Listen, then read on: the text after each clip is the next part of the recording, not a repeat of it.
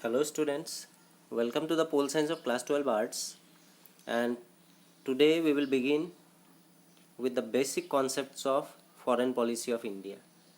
In the previous class we started understanding about the history of Indian foreign policy briefly. After that we lastly came to know about the initiative that was taken by our first Prime Minister Jawaharlal Nehru in implementing foreign policy of India.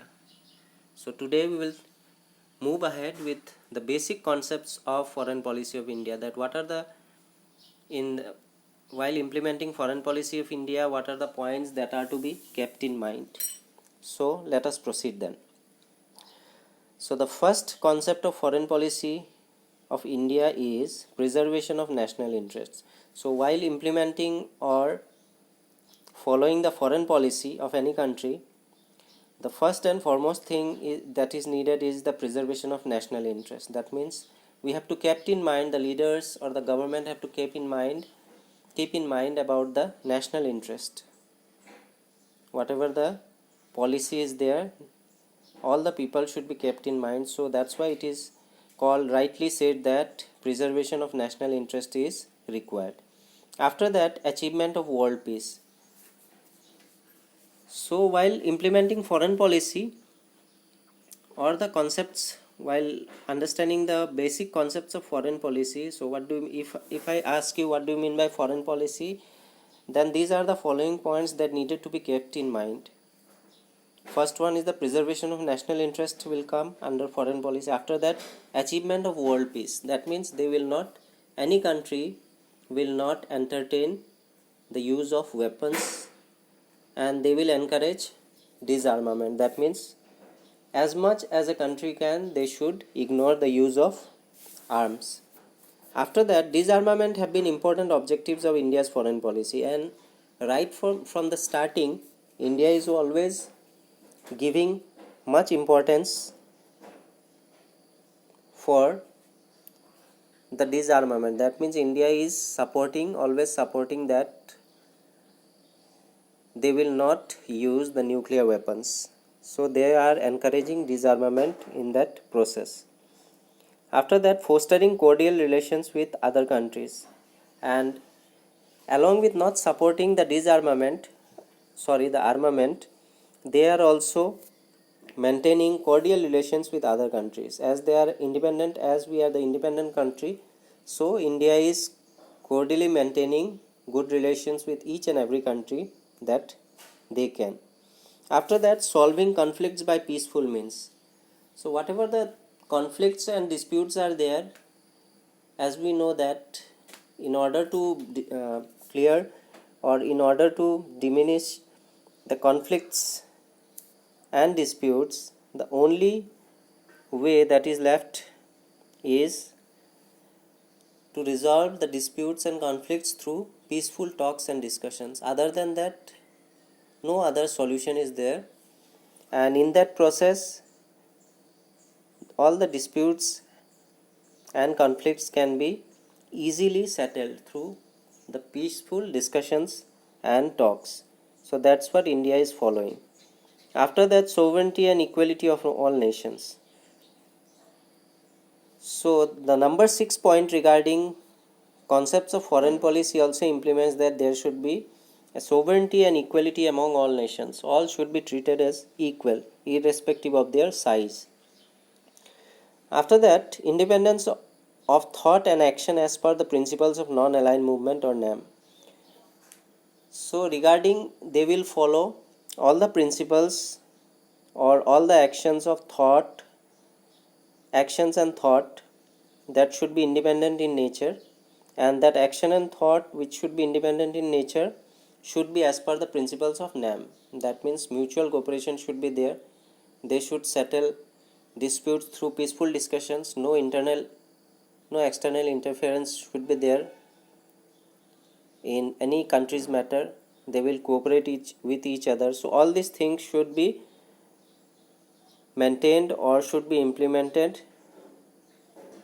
while giving the thought and action or independence of thought and action. It should be as per the principles and guidelines of NAM. Then lastly is the equality in conducting international relations. So equality in terms of all nations should also be there, and equality while conducting international relations should also be there. If you suppose say that the international relations between India and USA is good, then it should be treated as good in terms of equality. So while conducting international relations, that equality factor is very important along with sovereignty.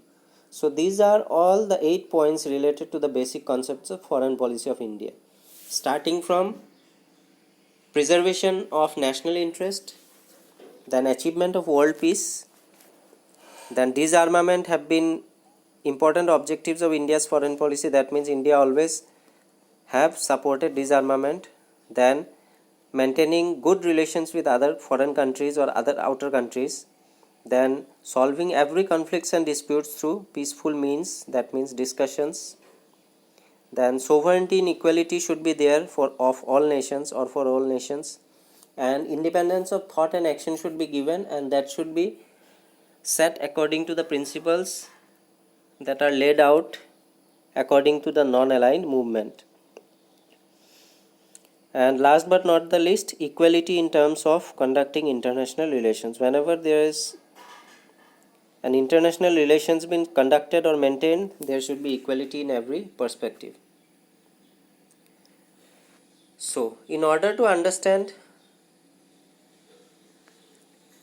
the basic concepts, now we will move on to the main principle of India's foreign policy. So what are the principles regarding India's foreign policy? Number 1 is the non-alignment. As I have already made you understand that India has always been a supporter of non-alignment, and it is applying the independence of thought and action as per the principles laid down in the name. So it is an integral part of India's foreign policy even after the end of Cold War. The vitality of non-alignment can be realized from the fact that it has not only helped in securing friendship and cooperation, promoting world peace. India and NAM countries played a vital role in Cold War politics by acting as a third force to reduce the tension. So regarding non-alignment, we should admit that India and the other member countries have played a greater role, because at that time only 2 superpowers were left, and every country had to either align with the USA or the USSR. So in that particular time, India established NAM along with other member countries, and when the NAM was established, at that time only it had given many newly independent countries a platform or the third options to join in, because if the independent countries were not willing to join any of the 2 superpowers, then there was an option that they might go and join the third option, that was NAM. So in that way, what happened, the USA and USSR, or the tensions between USSR and USA was also being reduced due to the fact that a third force is also there, and as a result, whatever the tensions that was very much at a higher level came reduced to a lower level due to the coming of third force, that is NAM. So non-alignment played an important role during the Cold War, whatever the tensions was there, because of the fact that the third world or the third option was created in the form of NAM, so it had helped to reduce the tensions. After that, the second principle is opposition to colonialism and imperialism. India firmly stands in opposition to any form of colonialism and imperialism. It is with the line of thinking that India played a major role in liberating the newly independent countries of Asia and Africa from colonial shackles. So the second point relating to the principle of foreign policy is that it had always opposed colonialism and imperialism, because India was under colonial rule for such a long time, for about 200 years. So India understood the fact that to being under some foreign power is very suffering. For that reason, when they became independent, they actually helped many countries to gain independence, or they helped many countries who newly gained independence to come under NAM, so that coming under NAM will give them benefits, such as by coming under NAM they will have their own independent foreign policy, and they will be ruling by the type of government or by the way they want. That means they will remain as independent country, and along with that they will also maintain their own foreign policy. So this is the reason why India always opposed to colonialism and imperialism, and in relation to that, India also played a major role in liberating the newly independent countries of Asia and Africa. That means it helped many countries of Asia and Africa to gain independence.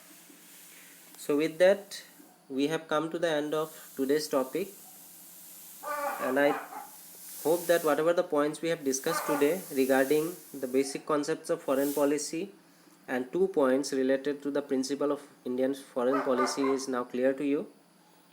With that, I will wind up today's topic. Thank you.